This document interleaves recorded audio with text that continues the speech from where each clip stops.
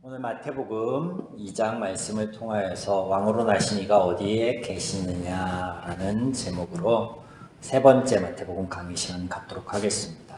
지난 두 주간 나누었던 마태복음 1장의 말씀을 잠깐 정리해 볼까요?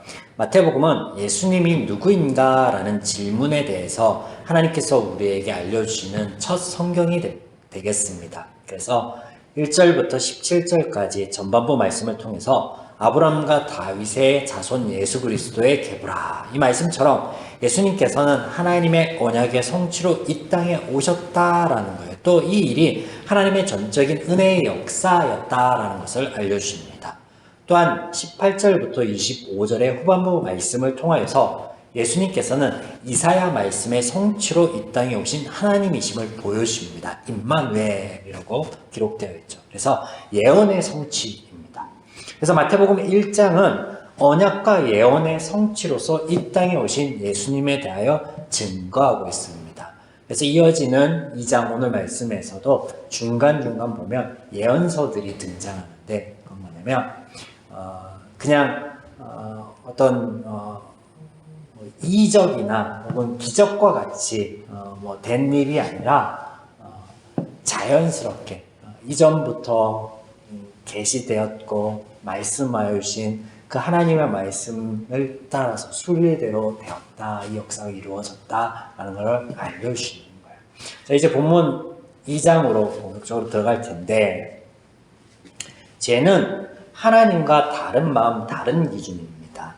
그래서 똥개 눈엔 똥밖에 보이지 않는다라는 말이 있듯이 죄인의 눈에는 죄의 방식만 보이게 되어 있습니다.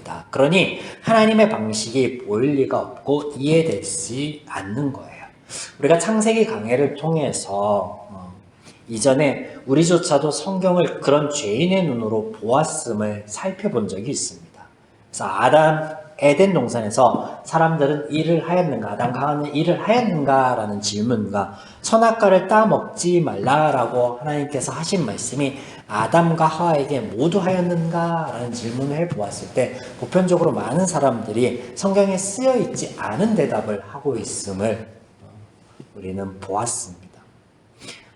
하나님과 다른 마음, 다른 기준을 갖고 있기에 우리가 성경을 볼 때 이미 우리 안에 선입견을 가지고 성경을 보았다라는 거죠. 그래서 하나님께서는 그런 죄인의 근본적인 문제를 해결하기 위해서 이 땅에 오시는데, 이것을 기록하고 있는 마태복음에는 일반적인 사람의 생각이나 전통 등을 깨는 이야기가 등장하는 것들이 좀 많이 있습니다. 마태복음은 예수님의 족보 이야기로 시작되었죠. 그런데 정작 이것은 족보가 아니었습니다. 지난번 살펴본 대로 이것이 족보라면 이방 민족이 족보에 등장하면 안 됩니다. 또한 이방 여인이 등장하여도 안 됩니다. 그런데 등장합니다.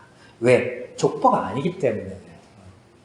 하나님의 언약의 성취요, 하나님께서 하신 일이었다라는 걸 보여주기 위한 거죠. 이와 같이 우리의 시각, 고정관념 이런 것들, 그런 게 죄적인 어떤 그런 것에서 비롯된 것을 깨기 위한 하나님의 알려주심의 바운더리가 많이 등장한다는 거예요. 오늘도 마찬가지예요. 이 장도 마찬가지인데, 이 장에 등장하는 인물들이 있습니다. 우리가 알고 있는 이 이야기가 등장하죠. 동방박사. 그러면 동방박사가 몇 명이죠? 이 질문에 우리는 3명이라고 답합니다. 그런데 정작 성경에는 동방박사가 몇 명인지 나와 있지 않다라는 거 아시나요? 다만 서방교의 전통이 그냥 3명으로 보고 있습니다. 예물을 가지고 왔다, 한 사람이 하나씩, 그렇게 여기는 거죠. 그럼 동방박사가 몇 명인가가 중요하느냐? 전혀 중요하지 않습니다. 중요하지 않아요. 그렇다면 더 나아가 동방박사는 하나님의 아들 예수님, 유대인의 왕으로 오신 이를 알고서 경배하였는가? 아니에요. 네? 성경에 그렇게 기록하고 있지 않습니까? 이렇게 질문할 수 있겠죠. 그래서 해석이 필요한 거예요. 지금 유대인들 중에서도 예수님을 인정하거나 알아보는 사람이 있습니까? 없습니까? 그 당시 예수님께서 오셨을 때 없었어요. 전무했단 말이에요. 그런데 이방 민족 중에 믿음으로 이를 고백하고 경배할 수 있는 이가 있다? 그렇다면 예수님이 이 땅에 오실 이유가 없습니다. 하나님의 역사가 아니고서 하나님이 알려주심이 하나님의 계시하심이 아니더라도 하나님을 찾는 이가 있고 하나님을 알아보는 이가 있고 하나님의 마음을 가질 수 있는 죄인이 있다면 죄인도 아니겠지만 이 땅에 오실 이유가 없습니다. 첫 단추부터 오해로 시작하는 거예요. 보여지는 그들의 어떤 그 겉모습만 보고 아 예수님을 경배하러 왔구나. 아니에요. 그게 세상이 필요한 거죠. 사람들 중에 하나님 혹은 하나님의 일 이런 것들을 이해하고 찾느니 이런 것은 없는 것입니다. 없는 것. 그래서 하나님께서 찾아오시고 하나님께서 직접 이 모든 일들을 진행하시는 거예요. 하나님의 예언의 성취, 하나님의 언약의 성취, 하나님께서 하신 일이라고. 그 선포를 시작하고 있잖아요. 하나님께서 직접 하시지 않으시면 할 수 있는 이가 전무하는 거예요. 그래서 하나님이 하시는 거예요. 그럼 그들 동방박사의 이야기는 무엇인가? 하나님은 이것을 통해서 무엇을 우리에게 보여주시길 원하는가? 혹은 앞서 이야기한 것처럼 우리의 잘못된 시각 어떤 걸 깨기를 원하시는가? 그걸 살펴볼 필요가 있겠죠. 자, 보겠습니다. 지금 동방박사라고 소개되고 있는 그들이 무엇을 보고 있습니까? 별입니다. 별. 고대에도 그 당시에도 점성술, 그 일종의 즉 별이나 천문의 움직임을 보고 연구하는 사람들이 있었습니다. 그래서 우리나라도 이와 같은 풍습에서 이런 말이 있죠. 사회적으로 큰 영향력을 행사했거나 그런 사람들 중이나 왕 같은 인물이 죽게 되면 이런 표현을 합니다. 큰 별이 졌구나. 네. 연관이 있는 거죠. 동방박사들, 즉 별을 연구하는 그들은 그 특성상 늘 하늘과 별의 움직임을 관찰한다 안 한다? 한다는 거예요. 그러다 우연히 그 땅 이스라엘 하늘에 유독 밝은 별을 어느 날 발견하게 된 거예요. 그래서 오 뭐지 하고 쫓아가는 거죠. 그렇다면 예수님의 탄생을 기념하기 위해 혹은 알리기 위해서 하나님께서 어떤 특별한 이벤트로서 별을 뜨게 하셨는가? 아니에요. 그러시면 안 됩니다. 왜 안 되느냐? 하나님께서는 당신이 하시는 사역에 늘 순리대로 말씀대로 역사하십니다. 그래서 제가 서두에 말씀하였죠. 하나님께서 이미 오래전에 말씀해 주신 어떤 예언, 언약 이런 것들에 순리대로 되어졌다. 성취로 되어졌다. 특별하거나 어떤 기적처럼 되어진 일이 아니다라고 말씀드린 것처럼. 그래야만 인간들 편에서 깨달을 수 있는 거예요. 이걸 알 수 있는 거예요. 그래서 사람들이 예수님께 징조를 보여달라고 했을 때도 사람들이 생각하는 대로 무언가 특별하고 놀라운 것을 말씀하시거나 보인 적이 있다 없다? 없습니다. 더 나아가 동방박사들이 왕을 경배하러 왔다라고 하였을 때 헤롯의 반응을 보면 그들과 같이 이들도 그런 유의 그러니까 동방박사들처럼 그렇게 별 때문에 뭔가 이 땅에 뭔가 특별한 인물이 오는구나라고 여겨서 들떠있는 일들 그리고 그런 유사한 일들이 당시에 심심치 않게 있었다라는 거예요. 왕을 경배하러 왔다는 말에 이 헤롯이 경계를 하거나 박사들과 더불어서 군사들을 보내어서 처음부터 잡아들여라 막 이렇게 막 강압적으로 나가지 않은 거예요. 왜냐면 그런 일들이 있었어요. 당시에 점성술사들이 고대에서도 당시에서도 계속 있어 왔다라고 하였잖아요. 그런 일들이 있어 왔던 거예요. 풍습들이 있어 왔던 거예요. 그러니까 헤롯이 처음에는 경계하지 않았습니다. 동방박사들이 왔을 때 넘어가는 거예요. 그냥 그래 그러면 나한테도 좀 알려줘 하면서 그냥 대수롭지 않게 그냥 넘어가는 거예요. 우리나라에만 자신이 그리스도다 예수님이다 하는 작자들이 30명이 넘게 있다라고 하죠. 예수님 당시에도 자신이 그리스도다 선지자다 예언자다 하는 이들이 많았을까요? 적었을까요? 많았단 말이에요. 그래서 어느 날 공회가 열렸을 때 이런 이야기가 오고 가는 것을 이 복음서에 기록하고 있는데 그들을 내버려 둬라. 그러다 그 자칭 메시아 그리스도 선지자라는 이가 죽으면 그를 따르는 이들이 자연스럽게 흩어질 거다. 전에도 이런 일이 있지 않았느냐? 공회에 이런 회의가 오가는 이야기를 들은 적이 있을 겁니다. 읽은 적이 있을 거예요. 당시에 이런 일들 많았다는 거예요. 만약 하나님께서 메시아를 상징하는 하늘의 별을 띄우고 동방박사들이 왕으로 오신 예수님을 경배하도록 하신 것이라면 하나님께서는 세상 사람들의 보는 시각에서 질타를 받으셔야 합니다. 왜냐하면 하나님께서 하신 그 일이 빌미가 되어서 헤롯이 당시에 많은 어린아이들을 죽였지 않느냐라고 말해요. 하나님은 그 특별한 퍼포먼스 때문에 악한 헤롯의 불에 기름을 부은 것처럼 그가 가만히 있어도 악한 일들을 많이 하는데, 역사적 기록으로 헤롯이 아주 악한 왕이었는데 동방박사 온 시기를 그리고 아기의 태어난 시기를 고려해서 당시에 태어난 몇 세에서 몇 세 아이까지 다 잡아서 죽여라, 그 지역의 아이들 죽여, 이런 일 하나님 때문에 생긴 거 아니에요 라고. 그렇죠. 지금껏 우리는 동방박사와 헤롯의 이야기를 통해 교회 안에서 아무런 반문 없이 받아들였던 내용을 한번 뒤집어 봤습니다. 그렇다면 본격적으로 이 2장의 말씀이 어떤 의미일까? 무엇을 말씀하시는 건가? 말씀드리겠습니다. 이거예요. 결론은 이겁니다. 하나님의 선용하심. 하나님의 선용하심. 선용이라는 사전적 의미는 뭐냐면 알맞게 쓰거나 좋은 일에 씀입니다. 그래서 하나님의 선용하심이라고 한다면 하나님께서 죄인의 한계, 그 한계에서 오는 인식과 관점과 사건과 행위 등을 하나님에 대하여 알려주시는, 은혜를 베푸시는 일로서 선하게 사용하신다라는 거예요. 그렇다면 2장의 내용, 동방박사와 헤롯의 이야기를 통해서 하나님이 무엇을 선용하셨는가? 첫 번째는 죄인의 시각을 바로잡아 주었다. 죄인의 시각. 앞서 동방박사의 이야기를 통해 그들의 행위가 믿음의 행위가 아니었음을 보았습니다. 당시에 있었던 점성술사들의 흔행 관행을 보았습니다. 그런데 그 동방박사들은 이방인이에요. 하나님의 백성들, 하나님의 말씀을 들어 알고 있는 선지자들의 예언을 알고 있는 이스라엘은 정작 왕이신 예수님 메시아를 찾지도 알아보지도 않고,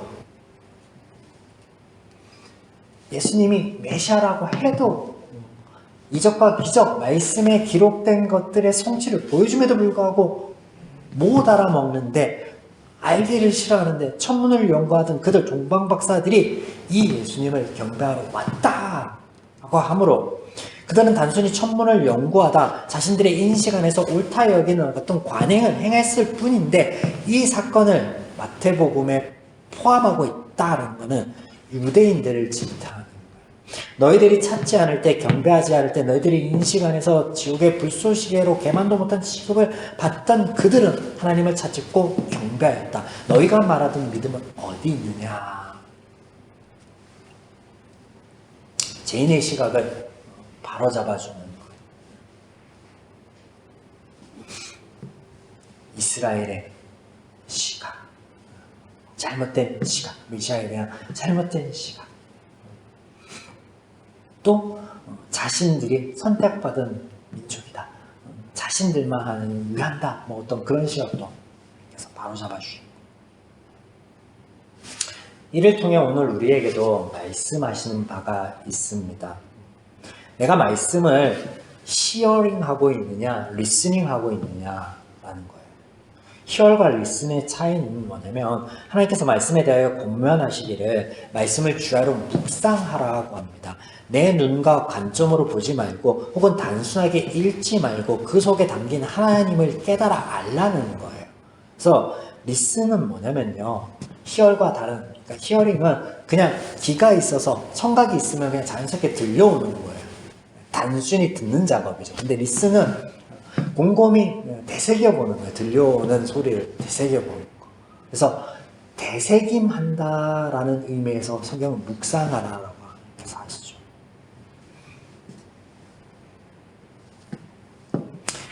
성경을 단순하게 보지 말고 그 속에 담긴 하나님을 깨달아 알라는 거. 네가 보고 싶은 거, 네가 듣고 싶은 것을 보지 말고 하나님이 내게 뭐라고 말씀하시는가, 그것을 들으라는 거예요.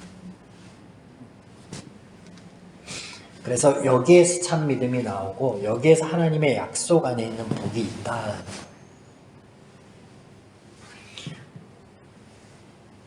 둘째는 이 동방박사 이야기를 통해서 하나님의 선영하심의 두 번째는 뭐냐면 죄인을 긍휼히 여기시는 은혜 하나님을 보여줍니다.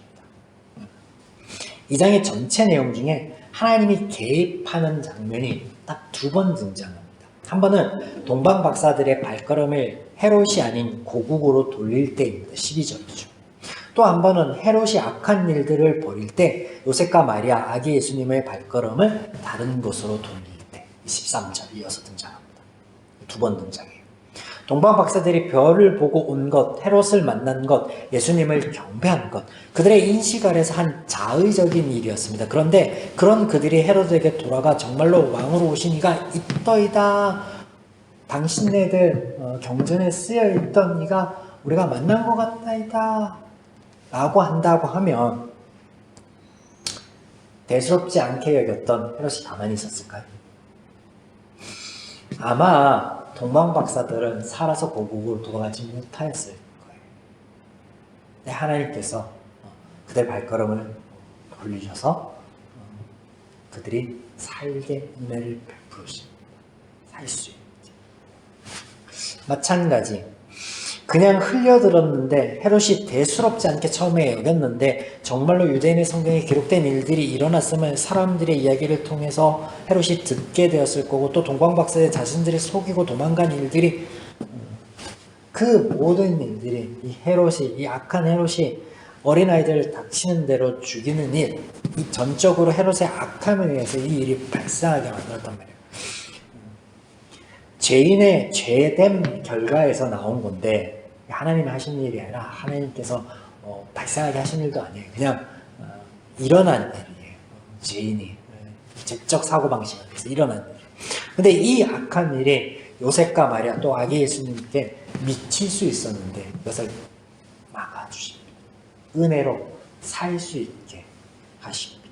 그래서 은혜를 베푸시는 하나님을 우리에게 보여주십니다. 그간에 계속 보여줬던 창세기부터 계속 보여줬던 그 하나님의 모습입니다.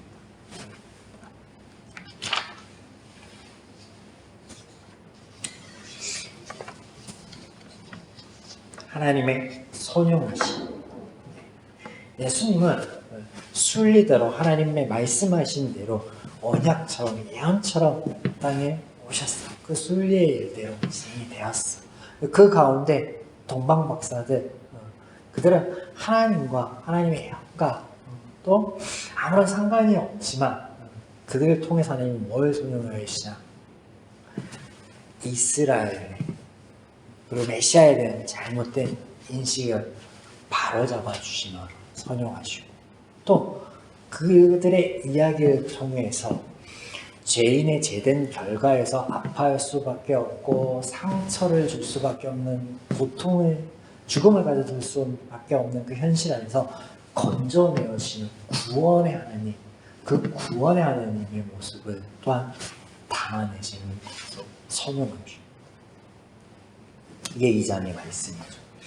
우리가 이미 하나님의 자녀지만 하나님의 거룩한 백성이지만 자녀답게 백성답게 살아가지 못하고 옛 습관, 죄인의 그것으로 우리의 삶을 살아갈 때가 많이 있습니다. 성경을 볼 때도 우리가 이미 성경에서 보여주시고자 하는 게 아니라 어떤 내가 가지고 있는 가치관과 그 시각으로 성경은 분분히 볼 수밖에 없었던 것처럼 우리 삶에서도 그럴 때가 많이 있단 말이에요. 그런데 그럴 때마다 우리가 그 죄의 결과들만 우리 삶에서 점철된다면 견디지 못할 거예요. 내가 늘 잘못된 선택을 하는데 그 잘못된 선택의 결과로서 아픔, 고통 뭐 이런 것만 계속 우리 삶에서 반복되면요 어떻게 견디겠습니까? 그런데 하나님께서 그런 상황에서 선용하신다. 오늘 말씀을 통해서 우리가 이것을 보게 됩니다. 때론 전혀 다른 결과들을 맞이하게 함으로 은혜를 베푸십니다. 그러면 그때 우리가 하나님의 선용하심에 대해서 볼 줄 아는 시각이 있어야 되죠. 그래서 바른 고백을 할 줄 알아야 되겠지만 이 선용하심 자체가 얼마나 은혜입니까? 얼마나 감사합니까? 우리의 눈을 들어 이 선하신 하나님의 역사를 볼 수 있도록 그 하나님의 은혜를 말씀 안에서 온전히 볼 수 있기를 주님의 축원합니다.